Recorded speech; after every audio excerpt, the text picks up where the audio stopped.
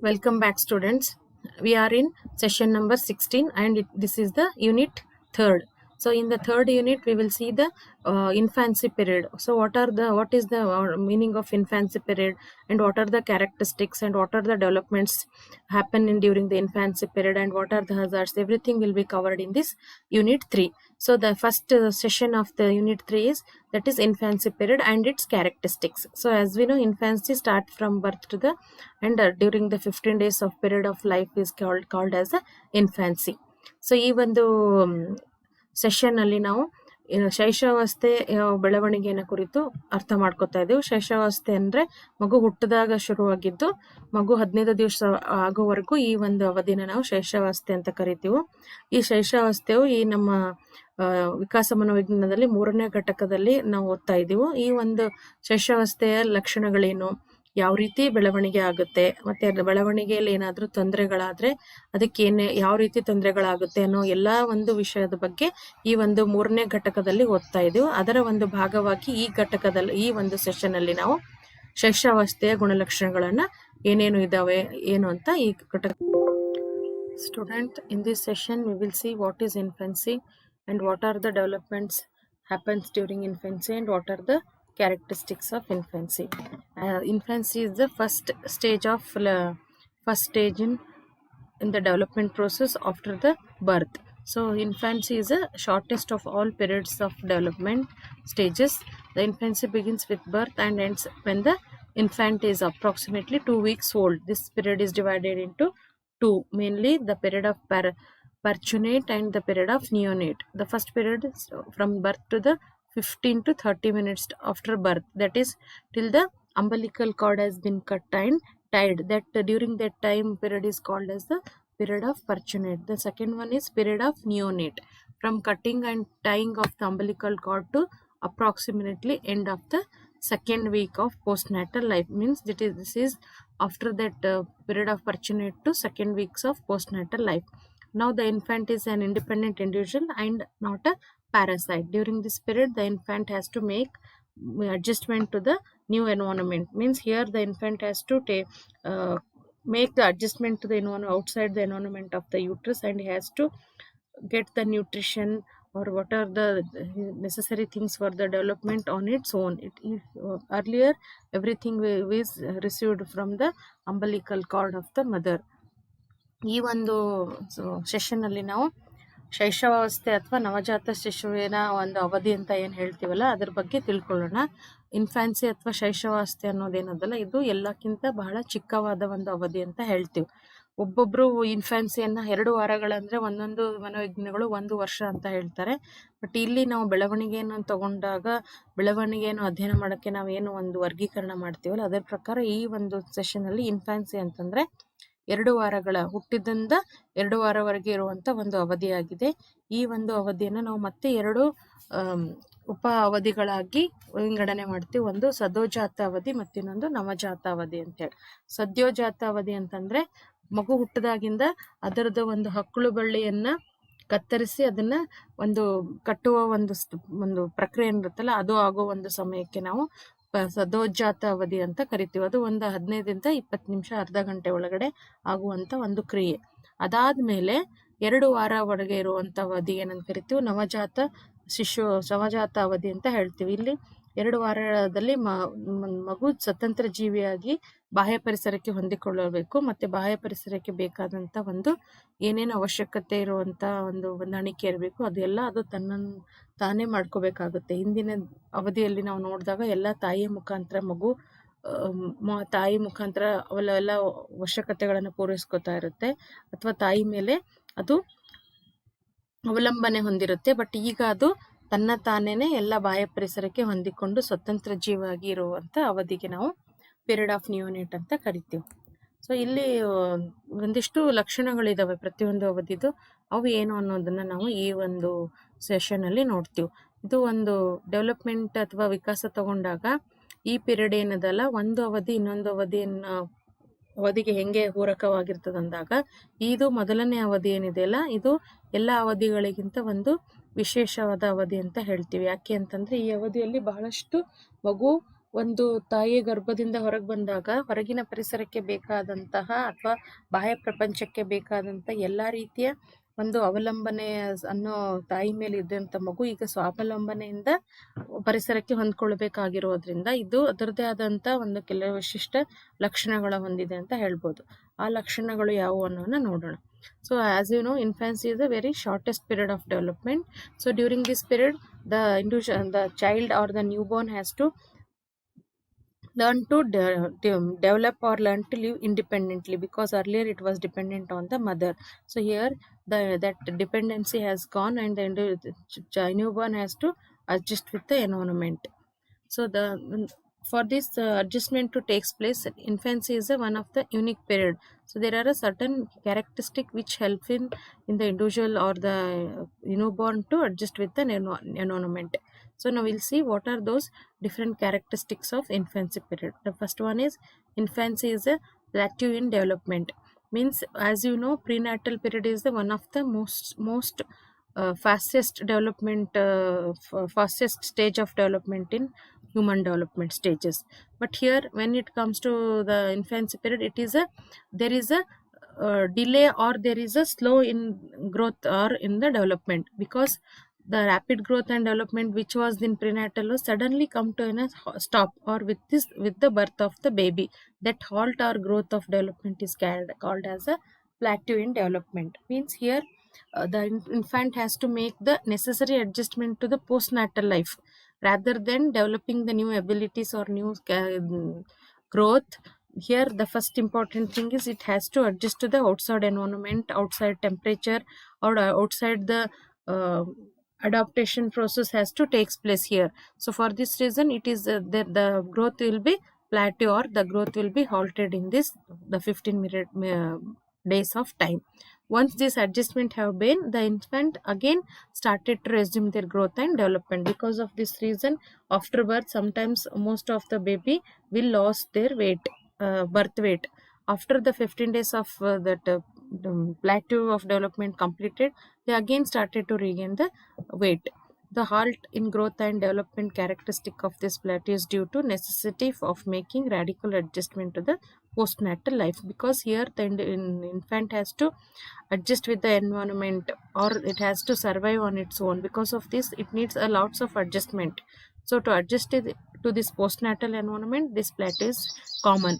So once this adjustment have been done, the infant resume their growth and development.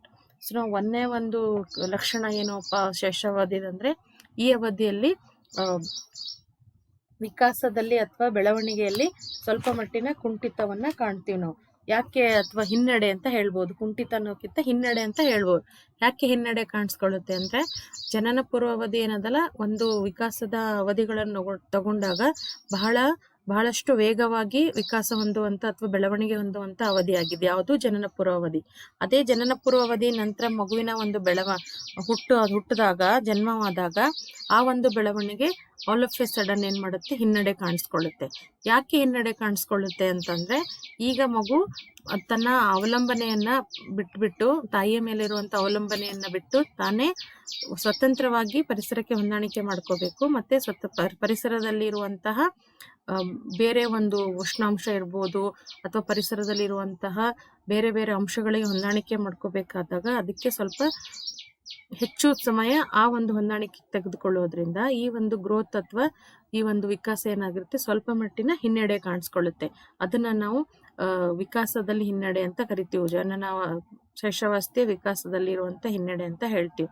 So ಈ ಒಂದು ಹಿನ್ನಡೆ ಏನಿರುತ್ತೆ, ಬರೀ ಸ್ವಲ್ಪ ದಿವಸಗಳ, 1 ವಾರ ಅಥವಾ 10 ದಿವಸ ಅಥವಾ 2 ವಾರ ಅವಧಿ ಒಳಗಡೆ ಇರುವಂತದ್ದು. ಒಂದು ಸಲ ಅದು ಈ ಒಂದು ಜನನ ನಂತರದ ಅವಧಿಗೆ, ಪೋಸ್ಟ್ ನ್ಯಾಟಲ್ ಲೈಫ್ ಅಥವಾ ಪೋಸ್ಟ್ ನ್ಯಾಟಲ್ ಪರಿಸರ ಅಥವಾ ಜನನ ಪೂರ್ವ ಹೊರಗಡೆ ಇರುವಂತ ತಾಯಿಯ ಗರ್ಭದ ಹೊರಗಡೆ ಇರುವಂತ ಒಂದು ಪರಿಸರಕ್ಕೆ ಹೊಂದಾಣಿಕೆ ಮಾಡ್ಕೊಳ್ಳೋಂತ ಅಂದಾಗ ಅದೇನ್ ಮಾಡುತ್ತೆ, ಮತ್ತೆ ಅದು ಮೊದಲಿನ ರೀತಿ ಇರುವಂತಹ ಬೆಳವಣಿಗೆ, ನಾರ್ಮಲ್ ಇರುವಂತ ಬೆಳವಣಿಗೆ ಮತ್ತು ವಿಕಾಸ ಮೊದಲಿನ ರೀತಿಯಲ್ಲಿ ಸಾಮಾನ್ಯ ಸ್ಥಿತಿಗೆ ಬರುತ್ತೆ. ಬರೀ ಆ ಒಂದು 15 ದಿನಗಳ ಅವಧಿ ಏನಿದೆ ಅಲ್ಲ, ಆ ಅವಧಿಯಲ್ಲಿ ಈ ಹೊಂದಾಣಿಕೆ ಮಾಡ್ಕೊಳ್ಳೋ ಅವಶ್ಯಕತೆ ಇರೋದ್ರಿಂದ ಮಕ್ಕಳು ಸ್ವಲ್ಪ ಮಟ್ಟಿನ ತೂಕದನ್ನು ಕಳ್ಕೊತಾರೆ. ಬಟ್ ಒನ್ಸ್ ಅದ ಹೊಂದಾಣಿಕೆ ಸಾಮಾನ್ಯವಾಗಿ ಬಂತು ಬಾಹ್ಯ ಪರಿಸರಕ್ಕೆ, ಅದರದ್ದು ಒಂದು ಚಕ್ರ ಏನು ದೈಹಿಕ ಚಕ್ರ ಏನಿರುತ್ತಲ್ಲ ಅದಕ್ಕೆಲ್ಲ ಹೊಂದಾಣಿಕೆ ಮಾಡ್ಕೊಳ್ಳೋಕೆ ಕರೆಕ್ಟಾಗಿ ಅಡ್ಜಸ್ಟ್ ಆದಾಗ ಆಮೇಲೆ ಅದರದ್ದು ವಿಕಾಸ ಸಾಮಾನ್ಯ ಸ್ಥಿತಿಗೆ ಬರುತ್ತೆ. So the second important characteristic of infancy is it is a hazardous period. So as you know, infancy is hazardous period because there are so many difficulties in making this radical adjustment to the new and different type of environment. Because earlier, whatever the environment is, it is a full controlled environment and everything is provided to the child with the mother only, and it is not so much difficult. The temperature will be static every time, so because of that there is no such hazards in the prenatal development. But once the child is come out of the womb, it has to adjust to the new environment outside the womb.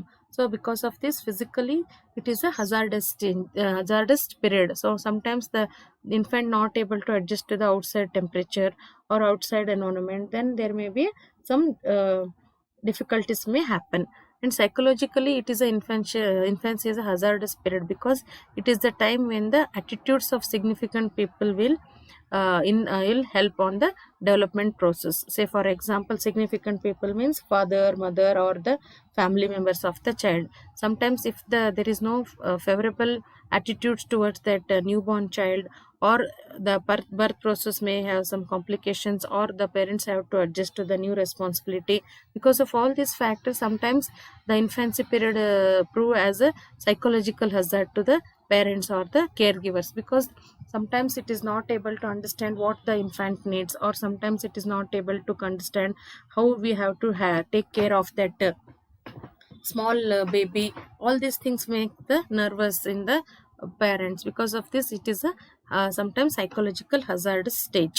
So ಎರಡನೇ ಒಂದು ಲಕ್ಷಣ ಏನು ಶೈಶವಾದಿದಂದ್ರೆ ಇದು ಒಂದು ಅಪಾಯಕಾರಿ ಅಥವಾ ಇದು ಒಂದು ಅಡಚಣೆ ಇರುವಂತ ಒಂದು ಅವಧಿ ಅಂತ ಹೇಳ್ತೀವಿ. ಯಾಕೆ ಅಪಾಯಕಾರಿ ಎಂದಾಗ ಒಂದೊಂದ್ಸತಿ ಏನಾಗುತ್ತೆ, ದೈಹಿಕ ಮತ್ತು ಮಾನಸಿಕ ಅಪಾಯಗಳು ಈ ಅವಧಿಯಲ್ಲಿ ಸಾಮಾನ್ಯವಾಗಿ ಕಾಣಿಸ್ಕೋಬಹುದು. ಎದಕ್ಕೆ ಅಂದಾಗ ಈ ಒಂದು ಹೊಂದಾಣಿಕೆ ಮಾಡ್ಕೊಳ್ಳುವಂತ ಒಂದು ಕ್ರಿಯೆಯಲ್ಲಿ ಅದು ಹೊಸ ಪರಿಸರಕ್ಕೆ ಹೊಂದಾಣಿಕೆ ಮಾಡಬೇಕಾದಾಗ ಬಹಳಷ್ಟು ತೊಂದರೆಗಳನ್ನ ಅನುಭವಿಸ್ಬೋದು. ಹೊರಗಡೆ ವಾತಾವರಣಕ್ಕೆ ಹೊಂದಾಣಿಕೆ ಮಾಡ್ಕೊಳ್ಳೋದಿರ್ಬೋದು, ಮತ್ತೆ ಪೋಷಕಾಂಶಗಳನ್ನ ತಾಯಿ ಮುಖ, ನವಗಮದ ಹೊಕ್ಕಳು ಬಳ್ಳಿಗಳ ಮುಖಾಂತರ ಸಿಗುವಂಥದ್ದು ಇವಾಗ ಬಾಯಿ ಮುಖಾಂತರ ತಗೋಬೇಕಾಗುತ್ತೆ. ಹಾಲಿನ ಸೇವನೆ ಇರ್ಬೋದು, ಮತ್ತೆ ಅದರದ್ದು ಒಂದು ನಿದ್ರೆ ಮತ್ತೆ ಎಚ್ಚರ ಇರುವ ಸ್ಥಿತಿಯ ಒಂದು ಚಕ್ರ ಏನಿರುತ್ತಲ್ಲ, ಸೊ ಅದೆಲ್ಲದರಲ್ಲೂ ಬದಲಾವಣೆ ಆಗೋದ್ರಿಂದ ಅದು ದೈಹಿಕ ಒಂದು ಅಪಾಯಕಾರಿಯಾಗಿ ಪರಿಣಮಿಸ್ಬೋದು.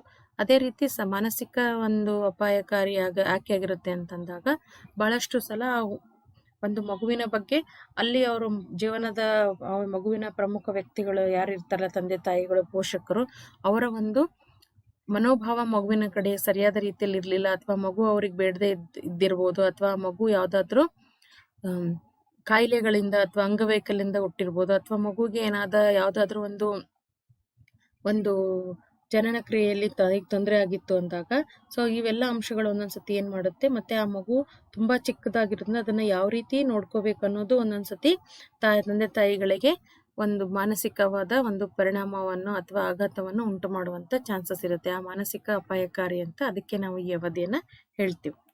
The third important characteristic of infancy is it is a preview for later development. Means whatever the developments we are seeing in infancy period will help us to predict the future development of the child. Because if the child development is normal, or the child adjusted, or the infant adjustment was okay with the environment, or it is adjusted very well with the environment, then the development will become normal very soon, and the development will help in the future development or future development stages of development also. If there is a difficulty in adjustment during infancy, then the child will not able to resume the normal development in the future stages of development. So for this reason, we can predict that what sort of developments the newborns shows during the prenatal infancy period can help us to predict how their development will be in the later years of life. So ಒಂದು ಮುಂದಿನ ಒಂದು ಲಕ್ಷಣ ಏನು ಅಂತಂದ್ರೆ, ಈ ಒಂದು ಶೈಶವಾವಸ್ಥೆ ಏನಿದೆಯಲ್ಲ, ಮುಂದಿನ ಅವಧಿಗಳಿಗೆ ಒಂದು ಮುನ್ನೋಟ ಇದ್ದಂಗೆ ಅಂತ ಹೇಳ್ತೀವಿ. ಯಾಕೆ ಮುನ್ನೋಟ ಅಂತಂದಾಗ, ಈ ಅವಧಿಯಲ್ಲಿ ಅದು ಸರಿಯಾದ ರೀತಿಯ ಹೊಂದಾಣಿಕೆ ಮಾಡಿಕೊಂಡು ಸರಿಯಾದ ರೀತಿಯ ವಿಕಾಸವನ್ನ ನಾ ವಿಕಾಸದ ಹಾದಿಯಲ್ಲಿ ನಡೀತಾ ಹೋಯಿತು ಅಂದಾಗ ಏನಾಗುತ್ತೆ, ಈ ವಿಕಾಸ ಮುಂದಿನ ಅವಧಿ ಯಾವ ರೀತಿ ವಿಕಾಸ ಅನ್ನೋದ್ರ ಬಗ್ಗೆ ಒಂದು ನಮಗೆ ಮಾಹಿತಿಯನ್ನು ನೀಡ್ತಾವೆ. ಸೊ ಹಾಗಾಗಿ ಹೊಂದಾಣಿಕೆನೇ ಲೇಟ್ ಆಯಿತು, ಹೊಂದಾಣಿಕೆಯಲ್ಲಿ ಸಮಸ್ಯೆ ಉಂಟಾದರೆ ಮಗುವಿನ ಬೆಳವಣಿಗೆ ಕುಂಠಿತಗೊಳ್ಬೋದು ಅಥವಾ ಹಿನ್ನಡೆಗೊಳ್ಬೋದು. ಹಾಗಾಗಿನೇ ಈ ಅವಧಿಯಲ್ಲಿ ಯಾವ ರೀತಿ ಬೆಳವಣಿಗೆ ಇರುತ್ತೆ ಅದರ ಆಧಾರದ ಮೇಲೆ ನಾವು ಮುಂದಿನ ಬೆಳವಣಿಗೆಯನ್ನು ಪ್ರಾಗುಪ್ತಿ ಮಾಡ್ಬೋದು ಅಂತ ಹೇಳ್ತೀವಿ. The other characteristic of infancy is it is the shortest of all developmental periods. As we know, the infancy period begins from birth to the second week of postnatal life, means it is around 15 days. So because of this, it is a very shortest period of in all developmental periods. What are the 8 stages of development, lifespan development we have, no, in that it is a very shortest period, because it is only the time the child has to adjust to the outside environment other than the mother, what is the environment in the uterus, and it has to live independently. Only that developments happening or will in the infancy period. That why it is very short period of development, we can say that. So according to the medical criteria, the adjustment is completed with the fall of umbilical cord from the navel. It is shortest means it is only for the period of adjustment of the prenatal to postnatal life 1. Then physiologically it is completed within when the individual gain the lost weight after the birth. Say already as I told you, the infant lost some weights because of the adjustment with the environment. If it is adjustment is happened correctly and the infant started to gain weight, the infancy period is over. Because of that, it is shortest. And the psychological criteria means it is completed when infant begins to show signs of development progress in behavior. Once the child is adjusted physically, then psychologically its adjustment started in normal way. Because of this, it is the shortest period. Although most infants complete this adjustment in 2 weeks or slightly less. Sometimes some infants within that period only start to develop or show the development progress. So ಒಂದು ಮುಂದಿನ ಲಕ್ಷಣ ಅಂತಂದರೆ ಇದು ಎಲ್ಲ ಅವಧಿಗಳಿಗೆ ನಾವು ಹೋಲಿಸಿದಾಗ ಈ ಒಂದು ಶೈಶವಾವಧಿ ಏನಿದೆಯಲ್ಲ, ಜೀವಿತಾವಧಿಯ 8 ಹಂತಗಳಲ್ಲಿ ಬಹಳ ಚಿಕ್ಕ ಹಂತ ಅಂತ ಹೇಳ್ಬೋದು. ಎದಕ್ಕಂದರೆ ಇದು ಬರೀ 2 ವಾರ ಒಳಗಡೆ ಇರುವಂಥ ಒಂದು ಅವಧಿಯಾಗಿದೆ. ಹುಟ್ಟದಾಗಿಂದ ಅಂಬಲಿಕಲ್ ಕಾರ್ಡ್ ಕಟ್ ಮಾಡಿ ಇಂದ ಇಟ್ಕೊಂಡು ಮಗು 2 ವಾರ ಆಗೋವರೆಗೂ ಮಾತ್ರ ಈ ಒಂದು ಅವಧಿಯನ್ನು ನಾವು ಇನ್ಫ್ಯಾನ್ಸಿ ಅವಧಿ ಅಂತ ಏನು ಕರಿತೀವಲ್ಲ, ಹಾಗಾಗಿ ಇದನ್ನು ಬಹಳ ಚಿಕ್ಕ ಅವಧಿ ಅಂತ ಆಗಿದೆ. ಈ ಅವಧಿಯನ್ನು ಬೇರೆ ಬೇರೆ ನಾವು ದೃಷ್ಟಿಕೋನದಿಂದ ನೋಡೋದಾದರೆ, ವೈದ್ಯಕೀಯವಾಗಿ ಇದು ಯಾವಾಗ ಹೊಕ್ಕುಳು ಬಳ್ಳಿಯನ್ನು ಕಟ್ ಮಾಡಿ ಅದು ಸ್ವತಂತ್ರವಾಗಿ ಜೀವಿಸಕ್ಕೆ ಶುರು ಮಾಡುತ್ತಲ್ಲ, ಅದು ಒಂದು ಇನ್ಫ್ಯಾನ್ಸಿ ಪೀರಿಯಡ್ ಅಂತ ಹೇಳ್ತಾರೆ.